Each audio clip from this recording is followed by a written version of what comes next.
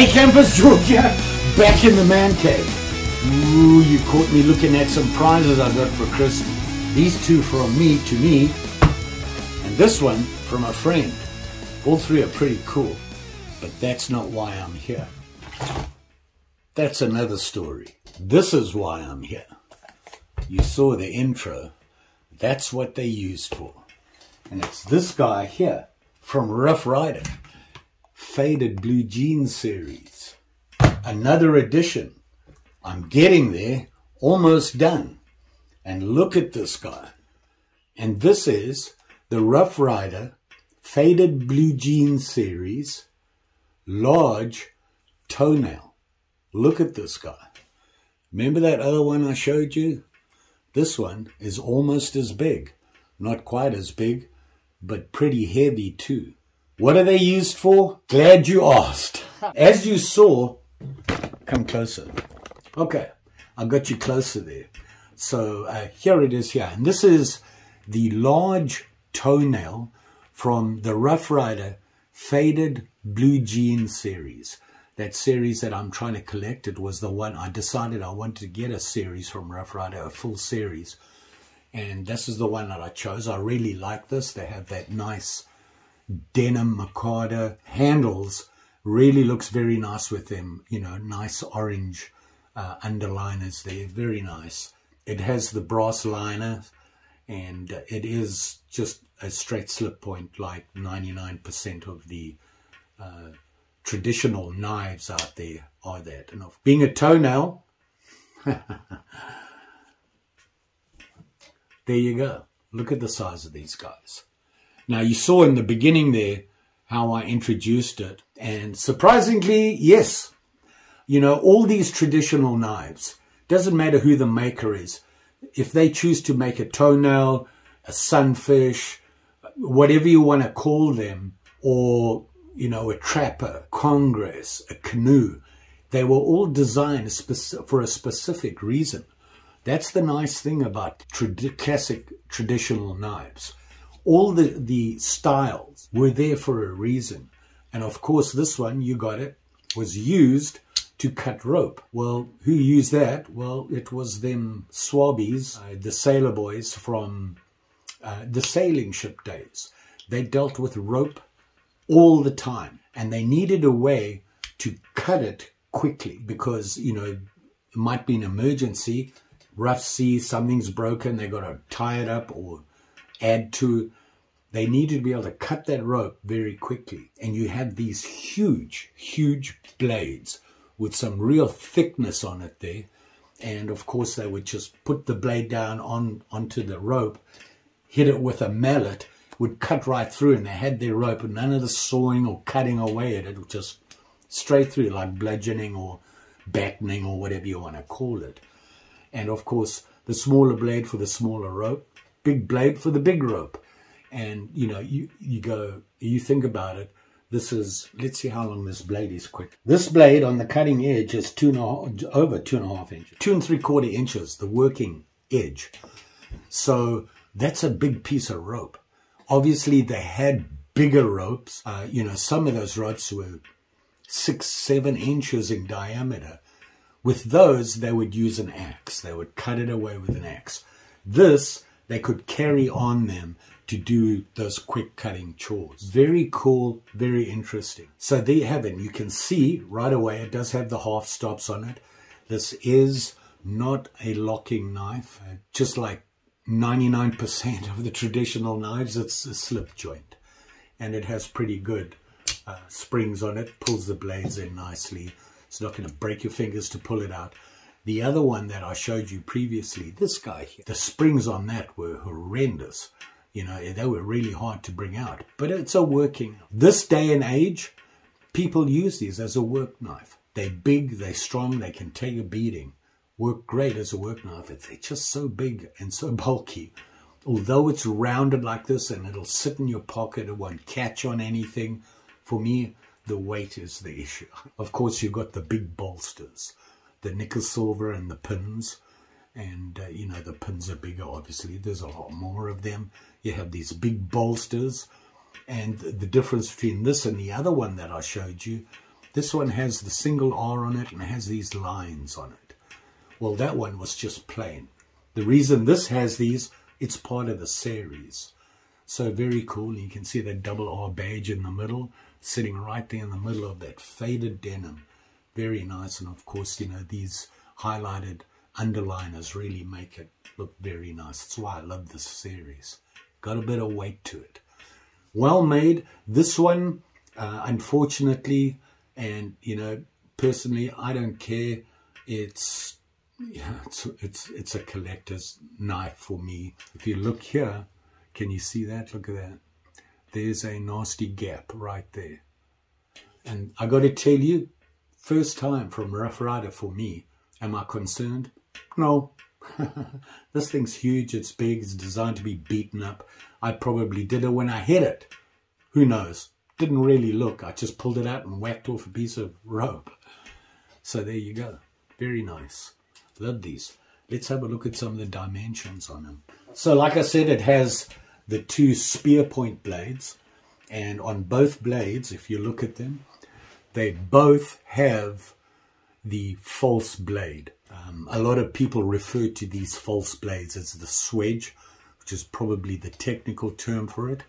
The reason for them, if you read up about it, there's two minds here. One is it's a saving of metal, steel. Because you have that swedge on the top, it's not a real blade, but it comes to a point with the actual working blade. It's to give you a really good point here. Unfortunately, on these ones, the points aren't that great. Do they need them? No, and it's a really big spear point. It's bulky, very wide, nice thick blades. Obviously, you need that because you're going to be beating on them. That's why they have all that depth, so you can get through the rope on it. Bigger blade, bigger rope. Both spear points, they both have that nail nick with the match strike. That's not surprising at all. And they do have choils. They come down to the choils and a nice big solid ricasso on it. They're so unusual, so unusual. Look at this guy in my hand. I'm pretty sure they used him as a weapon as well. I wouldn't be surprised. On the blade here, on the big blade, there's nothing on the little blade. All it has is that double R on the ricasso. You see it down there, right there. And on this one, you've got the double R right there. It's kind of hidden. Over here, you have the usual. It says here 440 razor sharp steel. It says that on all Rough Riders. It's actually 440A. A pretty good stainless for the price. It's a cost saver, and just about everybody uses it for their traditional folding knives. And it's a good enough steel. These things are inexpensive. Really, if you break it, it's not going to break the bank to replace it. Model number on this guy is the RR2348. And yep, it's made in China. Just like all the Rough Rider traditionals. So very cool. I love this series. Let's have a look at some of the dimensions. The big guy. Open with the big blade. Tip to the butt, 7 1/8. It's a big guy. Look at that. Very big. The actual blade, the tip of the blade to the bolster, the actual bolster is 3 inches. The working edge, 2 3/4. So from there to the bolster, 3 inches. From there to your choil, 2 3/4. Look at that. Thing's huge. 3-inch blade. It's huge. And of course you got that depth. That thing is, yeah, it's 1 inch deep. How thick is it? Well, I'm not sure. But it's pretty thick. Looks like 1/8. Let's see what they say. Blade thickness, 0.06 of an inch. See that? It's got some thickness to it. So that's the big guy. Let's look at the little guy. The little guy, blade, and the handle, you're looking at 6 1/4 inches from the tip to the end of the butt. The blade is 2 inches, nope, wrong, 2 1/8, roughly, from the tip to the bolster, and your working edge, 1 7/8 long. So pretty good size even for the little guy. Both of them, like I said, are spear points. nick on it, the nail nick with the match stripe on both of them. You can see that there. How much did it cost? Surprisingly, that much, even with all the steel in it. And that's why I can collect that series. A good price, you know. And like I said, if this day and age, we use them as a work knife. We're going to be abusing them. So if you break it, it's not going to break the bank to get another one. If I carry a traditional knife all the time. I love sod busters for work. I think they're the perfect work knife.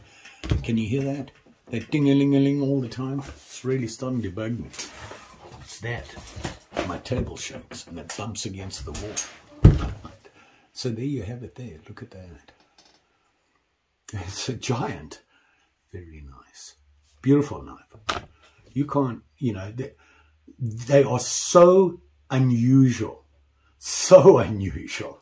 You know, you've got the sunfish, the toenail, the elephant, tadpole. They all have that familiar shape. The tadpole obviously is a tiny little guy, but they got some bulk to them. Here's something that I read.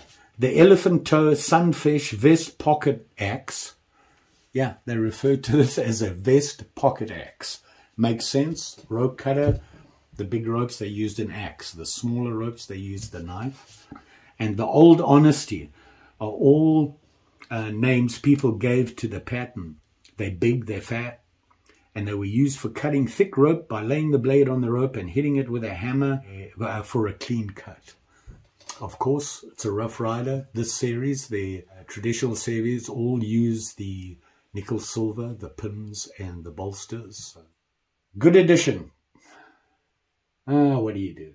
Oh, you like, you share, and you subscribe. You know the story. Pretty sure I'll be back. I got those things to take care of. Some marbles knives. Decided I wanted to at least... Marbles doesn't have 400,000 knives like Rough Rider does. They have maybe 6 or 7 in their series. And the ones that I'm going to collect in a series, and there's like, I think 6 of them.